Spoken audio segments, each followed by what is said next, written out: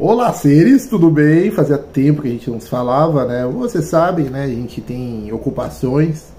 Agora na edição vai entrar a foto da minha maior ocupação da minha vida. Você já deve saber quem é.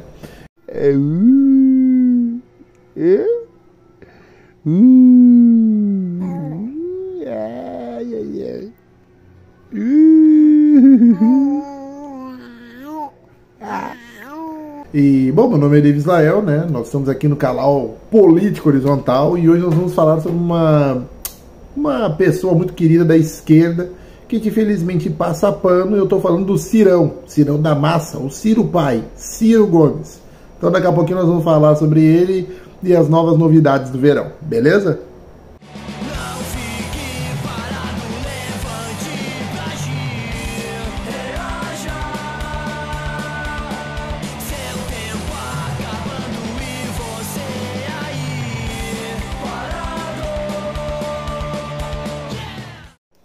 Então tá, seres, dando prosseguimento depois desse belo hardcore da entrada, hoje o vídeo é sobre o Ciro Gomes, né? Resolvi fazer esse vídeo sobre ele porque surgiram aí boatos que ele pode estar deixando o PDT e indo para o PSDB, o que na verdade não me surpreende. Eu até acho bem exótico um cara como o Ciro Gomes conversando com o Eduardo Leite. Quem diria, hein?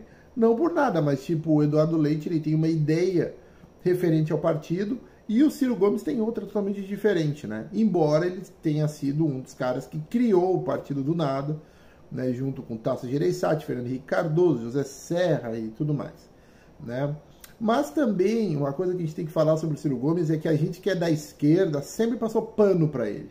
E isso é uma coisa que a gente não deve se orgulhar, né? Porque é aquela coisa, a gente nunca vai conseguir votar num santo. É errado tu pensar que tu vai votar num candidato que ele seja perfeito. Ninguém é perfeito, né? A gente tem o menos pior, principalmente no Brasil, né? A gente pode pegar aí vários exemplos. Por exemplo, o próprio Lula não é o nosso candidato ideal. Eu até já tinha falado que eu não acho legal a gente ter que recorrer a um candidato que já tinha sido presidente. A esquerda ela não consegue se renovar.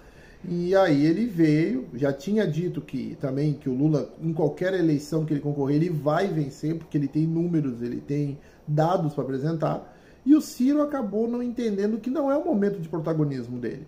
Existem também boatos que na época que o Lula foi preso, eles queriam fazer uma chapa muito boa, inclusive, Ciro Haddad, e ele não aceitou, né? Mas isso é um boato, né? Não houve ainda uma história concreta, os dois lados falando isso aí. Quem na verdade falou foi o ex-presidente do PT, se não me engano foi o Rui Falcão que falou isso, né? Mas ele não aceitou, porque o Ciro ele não quer ter alguém nas costas dele, ele quer ser o cara. Só que o problema é que enquanto o Lula for vivo, o cara é o Lula, ele sempre vai ser o maior expoente da esquerda, e o Ciro infelizmente não entendeu isso, né? E por que eu digo que a esquerda passa pano pro Ciro? Porque ele pode ser um cara inteligente, um cara articulado, ele fez um excelente governo no Ceará, de acordo com ele mesmo, né? Mas existem vários indicadores que mostram que ele realmente foi um excelente governador. Mas o problema todo é o seguinte: ele é um cara que ele cresceu através, ele entrou na política através do nepotismo, né? A família Gomes é muito forte no estado do Ceará, assim como no Maranhão a família Sarney é muito forte, na Bahia a família ACM Neto, a família foi ótima, né? Mas a família do ACM é muito forte, né? A família do Antônio Carlos Magalhães. Então, assim, o que acaba acontecendo é que ele se beneficiou disso. Assim como também Alagoas, o Fernando Collor, ele não venceu a primeira eleição dele, né? Ele foi nomeado, né, prefeito de uma cidade de Alagoas, que aí naquela época ali o pessoal meio que era nomeado pelos governadores, se não me engano, na ditadura militar, tá? E, na verdade eles eram só os prefeitos das capitais, tá? Diga-se de passagem. Então o governador ia lá e acabava nomeando. É que é tanta informação que tu acaba te confundindo, porque naquela época o sistema político era muito confuso. A ditadura militar no Brasil foi uma maravilha, muito bem organizada. Mas continuando, então tu vê que assim, ó, o Fernando Collor entrou através do nepotismo, o Ciro entrou também, mas a grande diferença é que o Ciro realmente tem propostas, né? O Plano Nacional de Desenvolvimento, o PND dele, que é publicado em livro, é uma obra-prima, só que o problema é que na verdade é uma fantasia. Então aprovar aquilo com o sistema político que nós temos hoje, extremamente inchado e baseado nessa questão da maioria, que é o Centrão, que o Centrão, já expliquei para vocês, que é aquele monte de partido nanico que luta por benefícios próprios e não para as demandas populares, cara, fica difícil tu acabar aprovando esse tipo de pauta. É muito complicado, né? Então o PND é muito legal, é muito bom, mas não se, é uma fantasia, né? E o próprio Ciro acaba se descredenciando por várias ações que ele toma, principalmente em público, né? Então ele é um cara que começa explicando as ideias dele, se ele é confrontado, ele acaba fazendo besteira, acaba falando bosta, né? Ele toma uns processinhos, ele não consegue manter a compostura, porque é óbvio, é difícil tu dialogar com alguém da direita imbecilizada que eu vivo dizendo. Existe o pessoal, lembrem, vocês têm que lembrar daqueles 3 tipos diferentes que integram a direita, que é o direitista, o cara que é antipetista e o bolsonarista hoje, tá? São esses 3 tipos. Então, a maioria dos que querem confronto, que querem conversar de forma não amigável, não amistosa, é o bolsonarista. Porque o bolsonarista, ele vai sempre ganhar no grito quando ele for tratar de ser idiota, né? Eles são assim.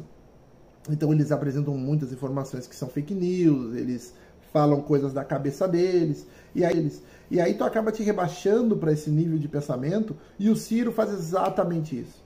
Em aparições dele no Pânico, por exemplo, ele fez isso, né, com o Emílio Zurita, e acabou falando um monte de besteira, é Zurita, sei lá o nome daquele cara. Acabou falando um monte de besteira, inclusive foi naquele programa que ele tomou aquele processo que ele chamou o Fernando Holliday de capitão do Mato Tupiniquim, né? Porque o Fernando Holliday tinha uma péssima atuação na Câmara de Vereadores de São Paulo, se não me engano.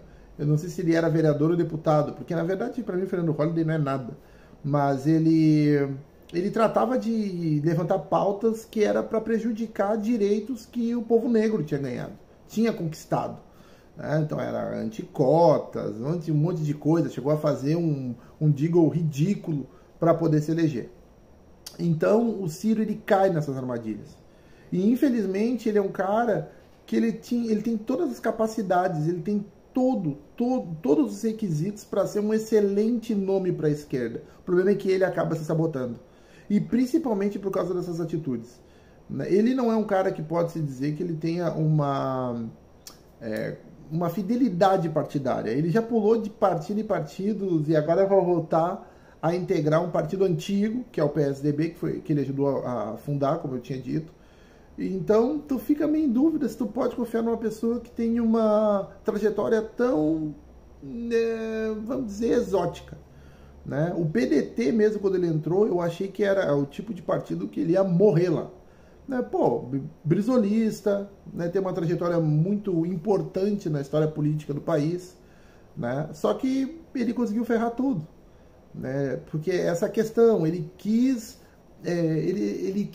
o protagonismo dele, né? E como falei antes, infelizmente não é momento para isso. Não é momento. A gente estava aí pleiteando uma eleição muito importante, né, que em caso de vitória do Bolsonaro acarretaria numa série de coisas ruins para o país, né? Ele ia, como já falei, é só a gente pensar um pouco, ele teria a maioria no Congresso e no Senado, tá? Através de uma vitória. Quando tu é derrotado, é óbvio que essa base ela não se mantém unida. Hoje tu vê que o Lula consegue aprovar várias coisas no Congresso. Mas por quê? Obviamente ninguém quer ficar no grupo dos derrotados, né? Então, se o Bolsonaro tivesse vencido, o país ia dar uma guinada muito forte para a direita. E isso significaria um retrocesso ainda maior, né, nos direitos que todos nós conseguimos conquistar. Então, acabou que, cara, o Ciro, ele podia muito bem ter feito uma chapa com Lula, ou ter integrado a própria campanha, entendendo que ele seria um nome natural de sucessão. E ele conseguiu, por causa, né, do ego dele, essa coisa de querer ser ele em primeiro lugar, ele conquistando as coisas, ele conseguiu o quê? Ser isolado politicamente. Hoje ele é uma pessoa muito pequena dentro da política. E isso é uma pena, porque eu era cirista, assim como muitas pessoas eram também. A gente acreditava no Ciro. Ele é uma pessoa muito inteligente, muito preparada, porém a gente precisa sempre entender que a gente não pode cultuar o candidato. Eu gosto dele por causa das ideias. Mas digo mais uma vez, ele é um cara que ele entrou na política através de nepotismo. A família Gomes praticamente manda no Ceará. Então a gente não pode passar pano para esse tipo de coisa, tá? E muitas coisas também que ele acaba defendendo, ele é meio contraditório. Por exemplo, ele fala com Carlos Lupe, ele fala com vários políticos, né? Que ele acha que é importante nesse âmbito, mas se for ver, ele estava se aproximando do Bivar, que foi o cara praticamente que criou, ele deu o partido para o Bolsonaro. Ele era o dirigente do PSL, né? E aí acabou botando um monte de gente idiota para dentro do partido, tipo Alexandre Frota, a Joyce Hasselmann, todo esse pessoal, toda essa tropa de choque do Bolsonaro, quando ele foi criado, foi para o PSL. E o Ciro estava falando com esse tipo de cara. É que a grande verdade, eu já tinha falado em outros vídeos, é o seguinte: o jogo político ele é simples. Ou tu te alia ao Centrão, e o PSL, o PL, o PP, o próprio DEM, que agora é União Brasil, esses partidos são todos de centro. Ou tu te alia a eles, ou tu não governa, né? Então essa que é a grande verdade. E o Ciro estava tentando fazer isso, só que ele esqueceu que ele não é uma liderança de esquerda ainda, né? E acho difícil ser. Estamos aguardando uma renovação no quadro para ver quem vai vir para poder ser essa liderança. Mas, por enquanto, o que a gente sabe e o que está surgindo de boatos aí na rede é Ciro Gomes tem uma grande chance de ir para o PSDB. Acredito que não vai ter uma relevância tão grande. O PSDB não tem mais a mesma força que tinha, está numa fase de reformulação. O Eduardo Leite está à frente disso, por incrível que pareça, porque é difícil tu ver um político gaúcho, desde o Leonel Brizola, ter protagonismo na política nacional. Tá? Mas, né, vamos ver o que vai sair disso. A minha opinião é, o Ciro não cresce mais que isso. O Ciro vai continuar sendo aquele candidato, na minha opinião, pequeno, porque foi uma posição que ele resolveu tomar. Não adianta. A política brasileira, assim como na verdade na política em si, ela é feita de alianças. A partir do momento que tu é uma voz e tu não te alia a vozes semelhantes, ou seja, uma frente de esquerda, tu acaba sendo isolado.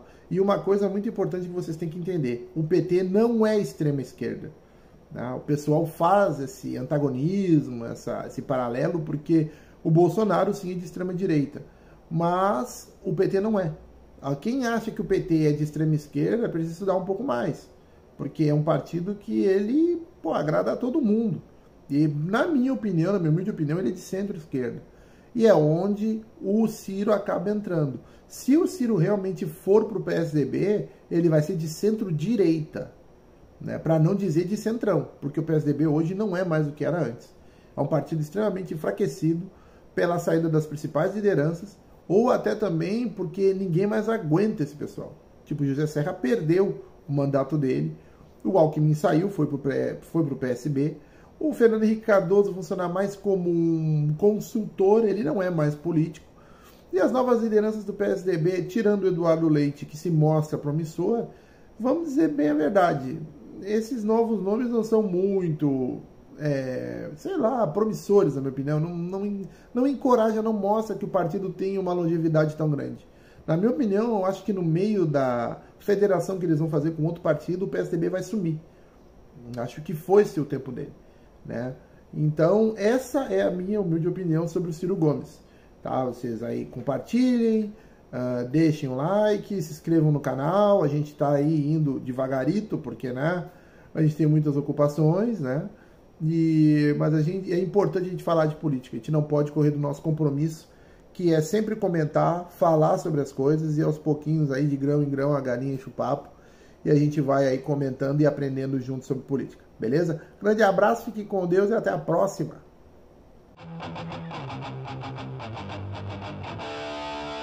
Eu quero ver